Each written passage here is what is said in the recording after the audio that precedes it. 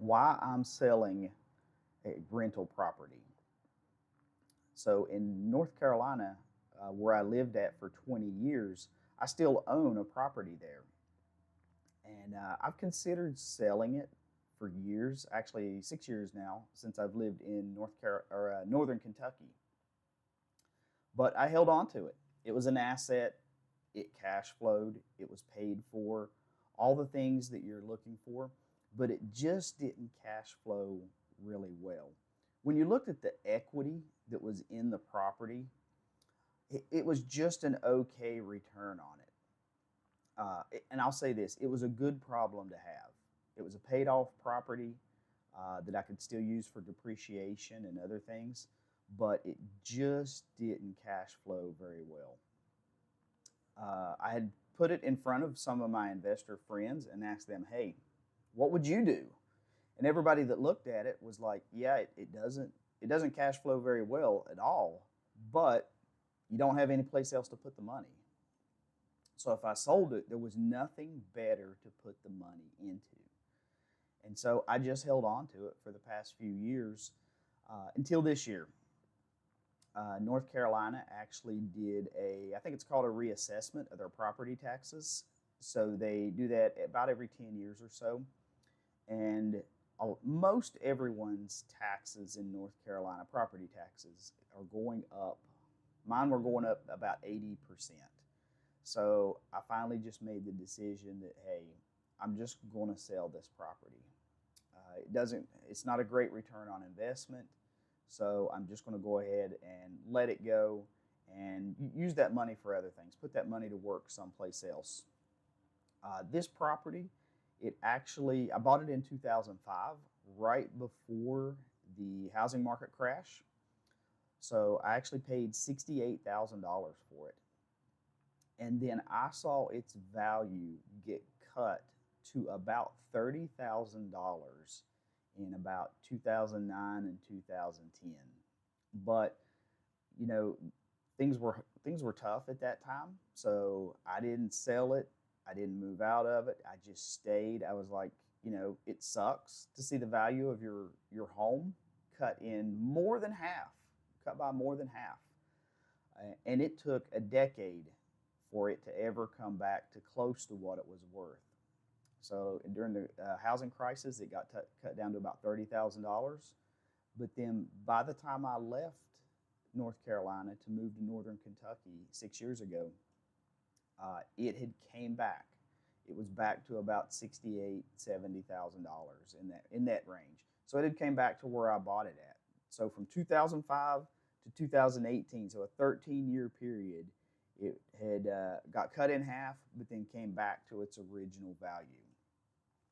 And then during COVID, a lot of people were moving to North Carolina, warmer places. I think a lot of people from the Northeast and such were moving there. And the value actually doubled during that time. It went from about $68,000, $70,000 right in there up to today it's worth, the tax value is 140, but that's not always what the real value is. It doesn't even have to be close. The real value is probably 145, 150, right in there. So it actually doubled in the past 6 years. But knowing that story right there shows you can't count on appreciation of the property. I mean, you saw, I just told that it dropped by more than half during the great financial crisis. And then today it's doubled from where I bought it at. Appreciation is just one of the things you can't count on.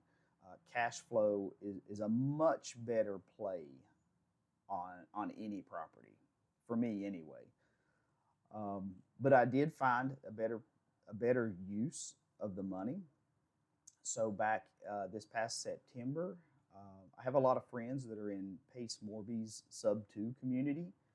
And so a lot of them had convinced me, said, hey, you should join one of his communities just to get around the network and things like that. So I actually did. I actually joined Pace Morby's Gator community this past September.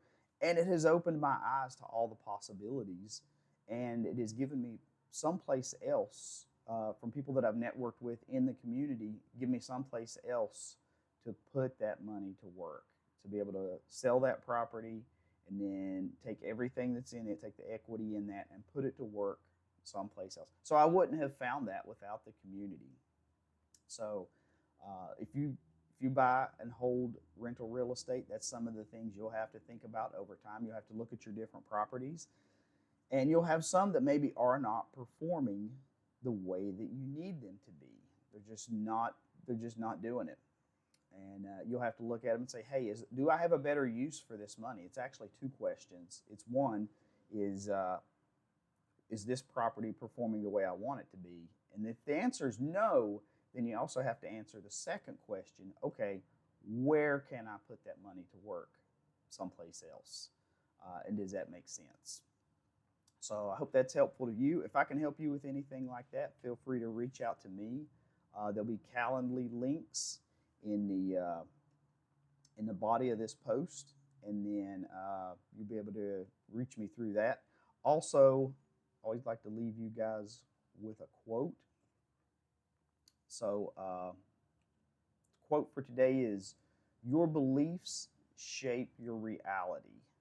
In what way are your beliefs shaping your reality?" So your beliefs shape your reality. In what way are your beliefs shaping your reality? And I know that's true for me. These are things that I think about all the time. Usually when I hear a good quote, I write it down on a 3x5 card and try to revisit it every now and then and see if I'm living up to it. Maybe, maybe not. If I can help you in any way, you feel like you can reach out to me. And I hope y'all have a good day.